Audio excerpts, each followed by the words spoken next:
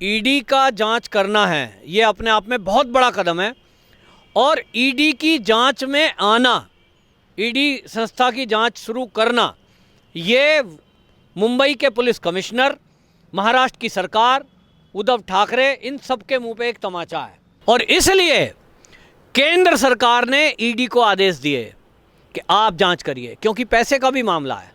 किन किन को पैसे दिए गए, कहाँ से पैसे आए, फर्जीवाड़ा किसने किया, पुलिस अधिकारी जो फर्जी एफआईआर कर रहे हैं, या जो मुंबई के पुलिस कमिश्नर वहाँ प्रेस कॉन्फ्रेंस में एफआईआर में हंसा की नाम ना होने के बावजूद रिपब्लिक का नाम ले रहे हैं, कुछ तो स्वार्थ होगा ना उनका। तो इसकी जांच अब ईडी करेगी, पैसे का ट्रांजैक्शन चेक कर सकती है, ईडी की जिम्मेदारी है। ईडी संस्था ऐसी है हमारी कि वो किसी के भी खातों की जांच करने के लिए अधिकृत है, पूरे देश में अधिकृत है। ईडी को लगाया गया है अब इस काम में कि वो जांच करेगी कि पैसे का लेन देन, वो जो चैनल है इंडिया टुडे ग्रुप, उसने किस किस को पैसे इस एवज में दिए। नमस्कार, स्वागत है आपका हमारे चैनल पर। आज हम बात करते हैं फर्जी टीआरपी की। जिस फर्जी टीआरपी में जिस तरह से ये तथाकथित जो लुटियंस चैनलों ने जो है सबने मिलकर के एक अर्णव गोस्वामी के ये रिपब्लिक भारत को जिस ओर से तो उन्होंने एक विद्वेषपूर्ण भावना से उनकी टीआरपी को फर्जी बताया, और वो जो फर्जी टीआरपी माने जो टेलीविज़न रेटिंग पॉइंट होता है, इस तरह से जो है एक बहुत बड़ा जो है ना उनके ऊपर बोला कि ये फर्जी टीआरपी बढ़ाने के लिए किस तरह से जो है लोगों को रिश्वत देते हैं कि हमारे चैनल को देख लो। और इस तरह से बड़ा फर्जीवाड़ा को इन्होंने एक प्रकार से जो है बहुत बड़ा षड्यंत्र रचा था, जिसमें कि अर्णव गोस्वामी ने जो है स्पष्टीकरण दिया, वो कोर्ट में गए, और आज आफ्टर ऑल जो है और इसके बाद ये सीबीआई की जांच बिठाई। सीबीआई जब टीआरपी घोटाले के लिए बम्बई गई तो वहाँ की सरकार ने सीबीआई को जो है इजाज़त दी, और सीबीआई ने अपनी जांच जो है नोएडा उत्तर प्रदेश से शुरू की। लेकिन आज सबसे बड़ी उपलब्धि यह है कि अब ईडी जांच कर रही है, और ईडी डायरेक्ट जो है बम्बई से अपनी जांच शुरू कर रही है। और अब आप आगे देखते हैं कि जब ईडी अब जांच कर रही है कि फर्जीवाड़ा कहाँ हुआ, इसमें कितना पैसे का हेर फेर हुआ, और इसके तार कहाँ कहाँ जुड़े हुए हैं, तो अब आशा लग रही है कि अब आश्वानित हैं सभी लोग कि अब इसमें बहुत बड़े खुलासे हो गए, इसमें बड़े बड़े लोग फंसेंगे। तथाकथित जो है चैनलों के जो लोग ये मालिक हैं वो भी फंस सकते हैं, और तथाकथित जो है जो राजनीति से विद्वेष रखते हैं वो भी फंस सकते हैं, जिन्होंने कि रिपब्लिक भारत को बंद कराने की जो है सारी कोशिशें। हमारे साथ जुड़ रहे हैं राजनीतिक विश्लेषक, और तमाम इन चीज़ों पे जो भी ये फर्जीवाड़ा हो रहा है उस पर अलग से अध्ययन कर रहे हैं श्री पवन त्यागी जी। सर, आपका बहुत बहुत स्वागत है हमारे चैनल पे। किस तरह से लेते हैं आज, पहले तो महाराष्ट्र सरकार ने सीबीआई को जो जांच करने से वहाँ इजाज़त नहीं दी, सीबीआई ने उत्तर प्रदेश से जांच शुरू की, लेकिन ईडी अब जो है दोबारा से नए सिरे से जो है अब बम्बई पहुँच गई है। अब किस तरह से लेते हैं आपके, जब वहाँ से अब फर्जीवाड़ा जब ईडी जब जांच करेगी, किस तरह के फर्जीवाड़ों का पर्दाफाश होगा और कौन कौन लोग उनमें संलिप्त होंगे, आपका क्या कहना है? देखिए, ये जो ईडी का जांच करना है, ये अपने आप में बहुत बड़ा कदम है। और ईडी की जांच में आना, ईडी संस्था की जांच शुरू करना, ये मुंबई के पुलिस कमिश्नर, महाराष्ट्र की सरकार, उद्धव ठाकरे, इन सब के मुंह पे एक तमाचा है।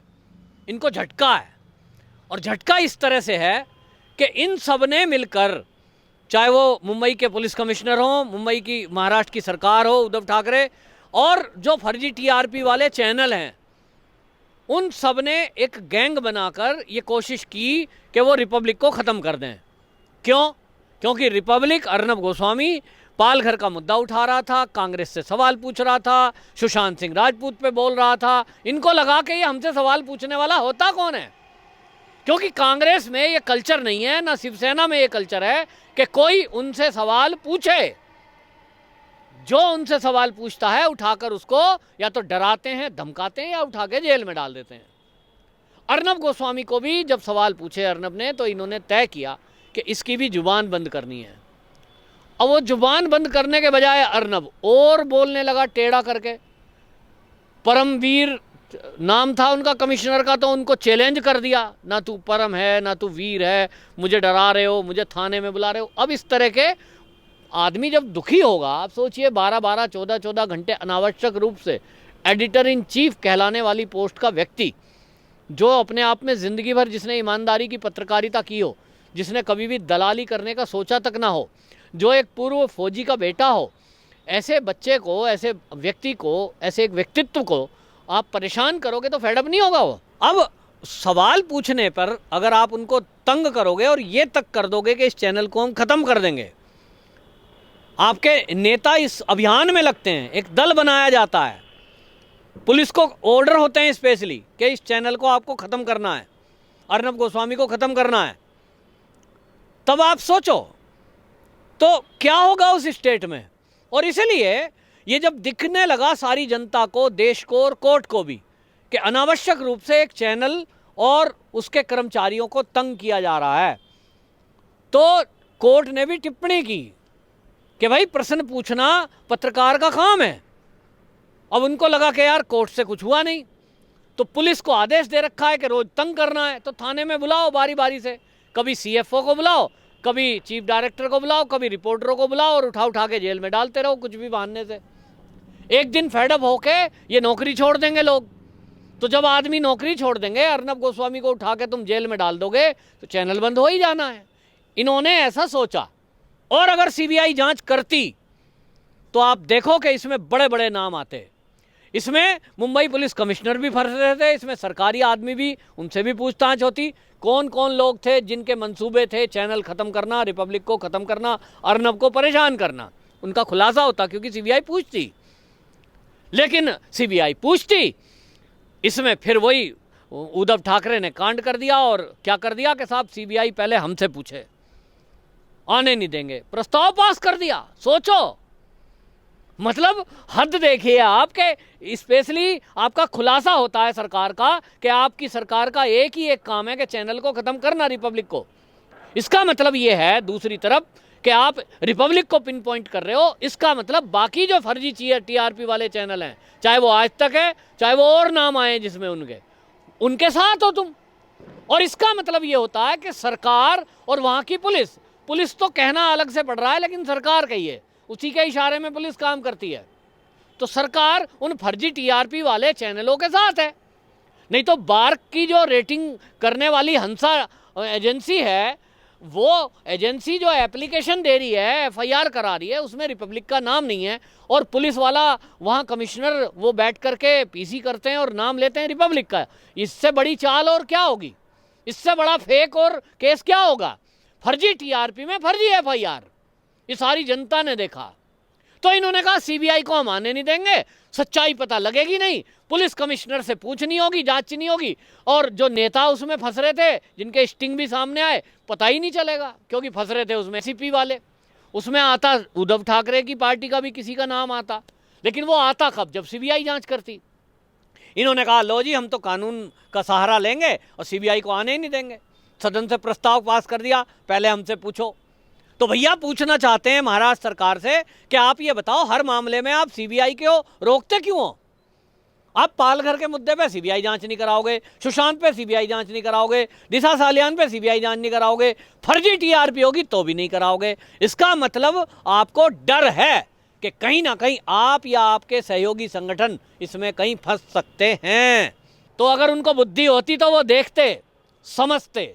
कोई खुल के ये नहीं कह सकता है कि न्यायपालिका में सरकारों की दखल होती है। जी नहीं होती। सुप्रीम कोर्ट के जजों का अपना विवेक, अपना उनका हिसाब और कानून की जानकारी के अनुसार वो निर्णय लेते हैं। लेकिन देश का माना हुआ और दुनिया का माना हुआ वकील साल्वे साहब अगर उनकी वकालत करते हैं, कोर्ट उसमें दखलंदाजी करती है, तुरंत सुनवाई होती है और बार एसोसिएशन के अध्यक्ष के ऑब्जेक्शन के बाद भी वहाँ निर्णय होता है और डायरेक्ट ऑर्डर जाता है अर्नब को छोड़ दीजिए, मिनटों में छूटते हैं। बंद है ना कश्मीर में कई महीने से, कई यूपी में बंद हैं क्योंकि वो राजद्रोह के केस में बंद हैं। अर्नब गोस्वामी को फर्जी फंसाया गया था। और ईडी ने क्यों किया इसका बात समझ लीजिए।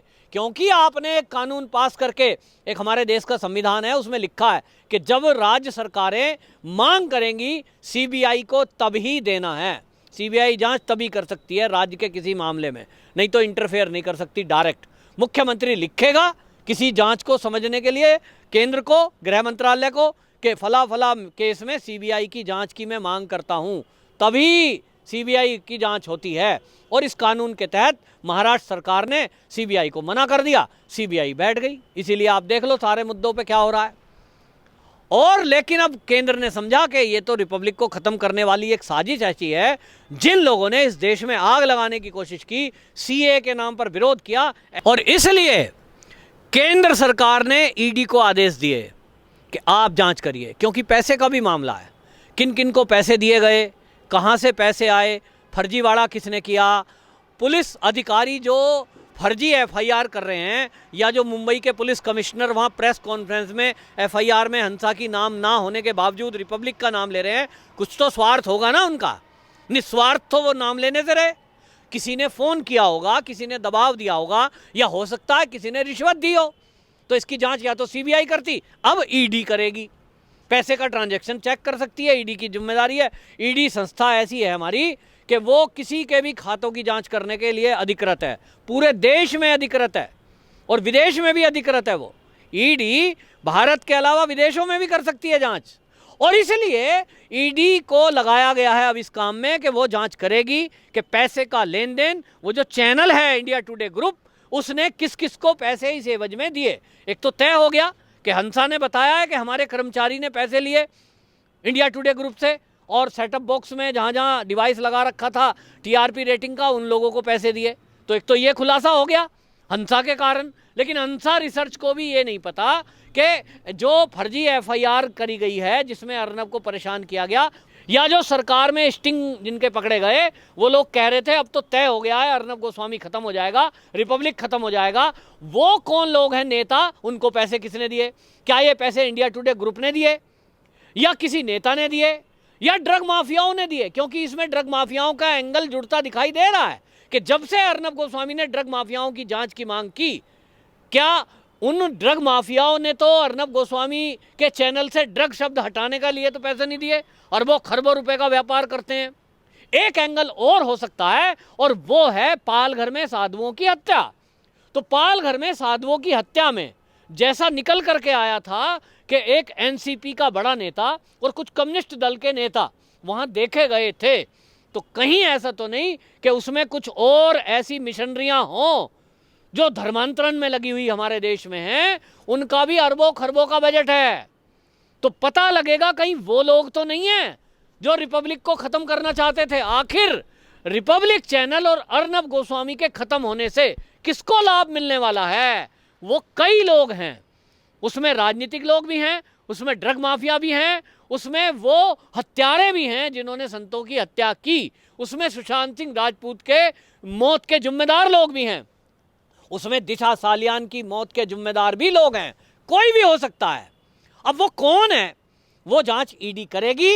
अब ईडी के शिकंजे से वो लोग बच नहीं सकते जो अभी राज्य के कानून के तहत सीबीआई के कानून को रोक लगाकर, कानूनन रोक लगाकर बचने की चाल चल रहे थे। अब ईडी उनको पकड़ के लाएगी, और ये मैं बता रहा हूं कि अर्नब गोस्वामी और रिपब्लिक के को राहत देने के लिए ही ये ईडी को वहां जांच में भेजा गया है, क्योंकि केंद्र ये समझता है कि अर्नब यदि दोषी है तो उसके खिलाफ कार्रवाई होनी चाहिए। अर्नब अगर निर्दोष है तो किसी निर्दोष को इस देश में सताने वाले जेल में होने चाहिए, वो उनका खुलासा होना जरूरी है, जो ईडी करेगी। बिल्कुल।